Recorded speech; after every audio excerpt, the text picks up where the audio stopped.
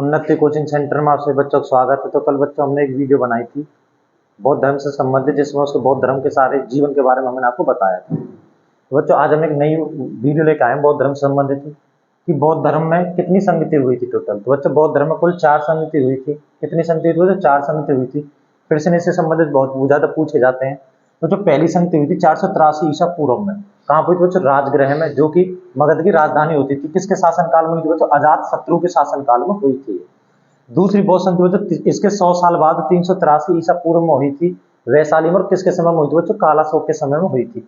तीसरी बौद्ध संधि बच्चों 250 ईसा पूर्व पाटलिपुत्र, पाटलिपुत्र जो वर्तमान में जिसे हम पटना कहते हैं, अशोक के शासन काल में हुई थी बच्चों। मैंने आपको कल भी बताया था अशोक एक ऐसे प्रताप राजा था जो बौद्ध धर्म को मानता था, और इन्होंने बौद्ध धर्म की शिक्षा किससे ली थी बच्चों? उपगुप्त नामक भिक्षु से ली थी, जो मैंने आपको पिछली वीडियो में बताया हुआ था। तो बच्चों चौथी बौद्ध संधि 78 ईसा पूर्व में, जब हमारा शक संवत स्टार्ट हुआ था, जब हमारा शक संवत चला था, कुंडलवन कश्मीर में हुई थी बच्चों। किसके शासनकाल में हुई थी बच्चों? कनिष्क के शासनकाल में हुई थी। इससे आगे बच्चों इसके बारे में और कुछ बताना चाहता हूँ। जैसे 483 ईसा पूर्व, तो बच्चों बौद्ध की मृत्यु हुई थी उस समय पे 483 ईसा पूर्व में। तो बच्चों जो बौद्ध की मृत्यु, जैसे बौद्ध ने, कल मैंने बताया था कि गृह त्याग किया था, तो गृह त्याग की प्रक्रिया महावीर निष्क्रमण कहलाती है। तो बच्चों इसकी मृत्यु को क्या बोलते हैं बच्चों? महापरिनिर्वाण। महापरिनिर्वाण बच्चों बौद्ध की मृत्यु को क्या बोलते हैं बच्चों? महापरिनिर्वाण। तो पहली संगति इसके महापरिनिर्वाण के समय हुई थी बच्चों। दूसरी संगति में हमें क्या मिला था? ये तो पहली संगति में। दूसरी संगति में बच्चों को क्या मिला था? विभाजन के संकेत मिले थे बौद्ध धर्म में, विभाजन के संकेत बच्चों। दूसरी बौद्ध संगति में हमको क्या मिले थे बच्चों? विभाजन के संकेत मिले थे। तीसरी बौद्ध संगति में बच्चों को क्या मिला था? तीसरी बौद्ध संगति में अभिधम पटक की रचना हुई थी। अभिधम पटक की रचना, अभिधम पटक की रचना हुई थी बच्चों तीसरी बौद्ध संगति में।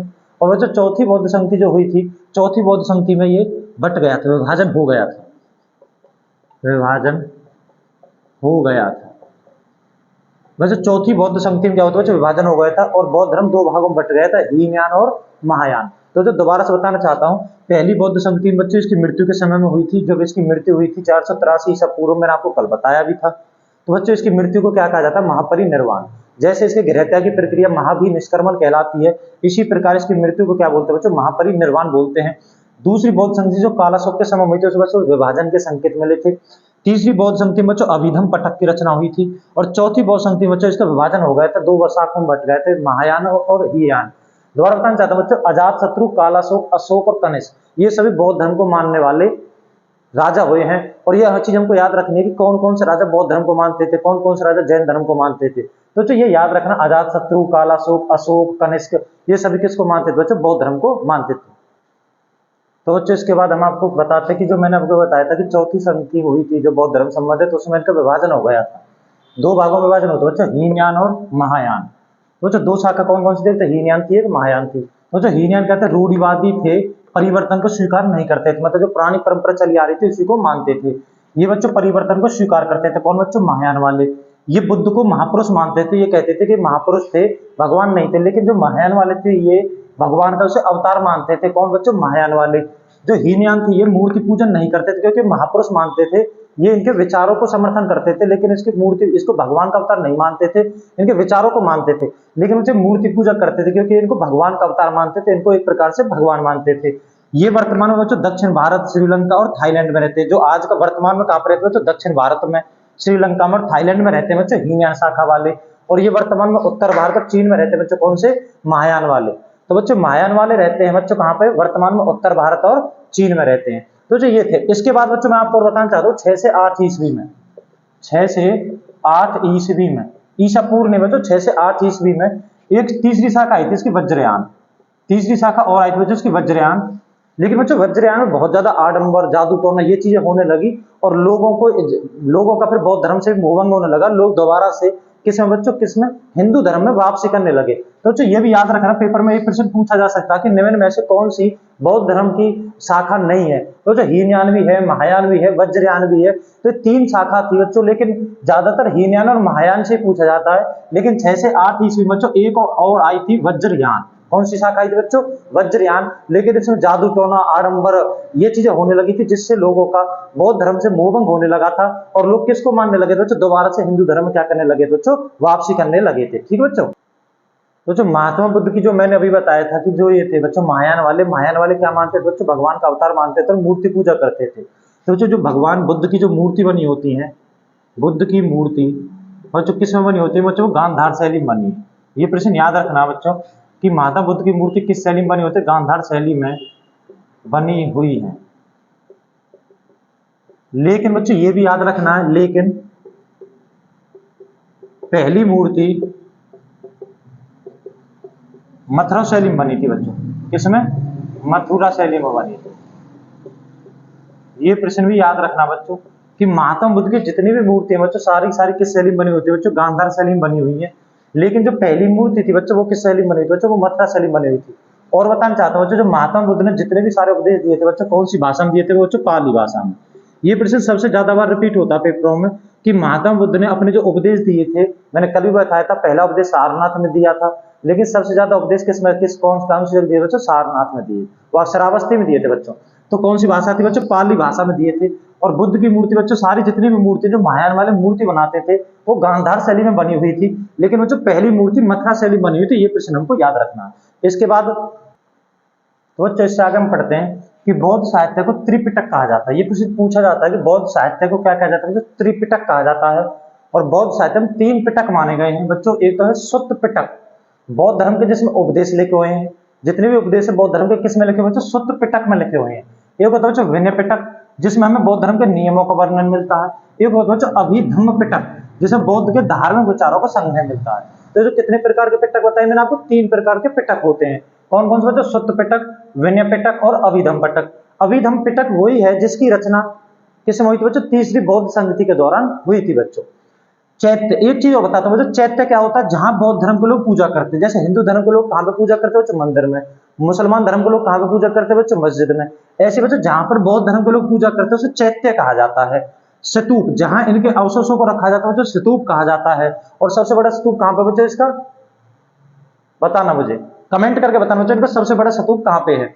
बिहार, जहां बौद्ध धर्म के लोग निवास करते हैं उसे बिहार कहा जाता है। वो बिहार नहीं बच्चों, राज्य वाला बिहार नहीं है, बिहार उस जगह को कहा जाता है जहां बौद्ध धर्म के लोग निवास करते हैं। तो मुझे दोबारा पता चला 3 पिटक है, त्रिपिटक कहा जाता है, जैसे सुत्त पिटक, विनय पिटक और अभिधम्म पिटक।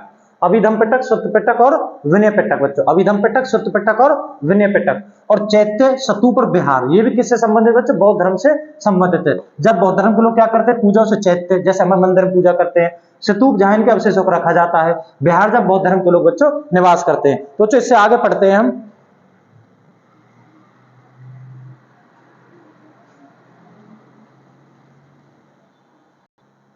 तो बच्चों इससे आगे हम कुछ बौद्ध धर्म से संबंधित और पॉइंट पढ़ते हैं कि जो जातक कथाएं बौद्ध धर्म से संबंधित है। बच्चों सबसे ज्यादा बार पूछा जाना प्रश्न है, इंपॉर्टेंट प्रश्न है, हर एग्जाम में पूछा जाता है कि जातक कथाएं किस धर्म से संबंधित है। जो जातक कथाएं हैं किस धर्म से संबंधित है बच्चों? बौद्ध धर्म से संबंधित है। एक है बच्चों बुद्ध चरित्र और सौंदरानंद। ये पुस्तक भी पूछी जाती है कि किसने लिखी है? तो जो बुद्ध चरित्र और सौंदरानंद दोनों पुस्तक किसने लिखी बच्चों? अशोक घोष ने लिखी है। और जिसमें किसका वर्णन मिलता है बच्चों में? बौद्ध धर्म का वर्णन मिलता है। तो जो बुद्ध चरित्र और सौंदरानंद ये पुस्तक पूछ लिया जाए, सौंदरानंद किसकी पुस्तक है? तो जो किसकी पुस्तक है? अशोक घोष की पुस्तक है। और बच्चों किसने लिखी है? सॉरी, बुद्ध चरित्र को क्या कहा जाता है बच्चों? बुद्ध चरित्र बौद्धों की रामायण कहा जाता है। ये प्रश्न भी इंपॉर्टेंट है कि बुद्ध चरित्र को क्या कहा जाता है बच्चों? बौद्धों की रामायण किसे कहते हैं? बुद्ध चरित्र को। और ये किसने लिखी बच्चों? अशोक घोष ने चीज लिखी थी। और एक सौंदरानंद पुस्तक बच्चों, सौंदरानंद शायद आपने आज तक नहीं पढ़ी होगी, बुद्ध चरित्र तो पढ़ा भी होगा। एक बच्चों नागसेन की पुस्तक है मिलिंद पनो। जो बच्चों नागसेन भी बौद्ध धर्म को मानता था, बहुत बड़ा उपासक था। और जब इंडो ग्रीक शासक मिनांडर ने भारत पर आक्रमण किया था तो नागसेन ने ही उसको बचाया था, क्योंकि वो सारे इलाके को जीत लेता हमारे को, क्योंकि वो बहुत शक्तिशाली था। लेकिन नागसेन ने उस पर क्या किया? नागसेन ने उससे जब बात की तो उन्होंने नागसेन की बात मान के बौद्ध धर्म को अपना लिया और अपने सारे हथियार छोड़ दिए और वो हार गया भारत में आके, वरना उन्होंने सिकंदर से भी ज्यादा प्रदेश जीते थे। तो जब नागसेन की पुस्तक क्या थी? मिलिंद पनो।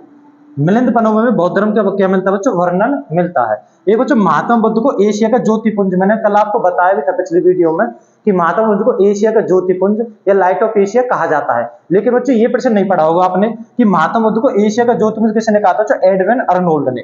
किसने कहा था बच्चों? एडविन अर्नोल्ड ने। एडविन अर्नोल्ड ने एशिया का ज्योतिपुंज, लाइट ऑफ एशिया किसे कहा था बच्चों? महात्मा बुद्ध को कहा था। जब बौद्ध ने पहला उपदेश दिया तो उसे क्या कहा जाता है? महाधर्म चक्र परिवर्तन कहा जाता है। तो जब बौद्ध ने अपना पहला उपदेश दिया तो उसे क्या कहा जाता है बच्चों? महाधर्म चक्र परिवर्तन। और जब बच्चों गृह त्याग किया जाए तो उसे महावीर निष्क्रमण, मतलब निष्कासन, महावीर निष्क्रमण कहा जाता है। और बच्चों मैंने आपको बताया भी था, जब इसकी मृत्यु हुई तो उस मृत्यु क्या कहा जाता था? महापरिनिर्वाण कहा जाता था।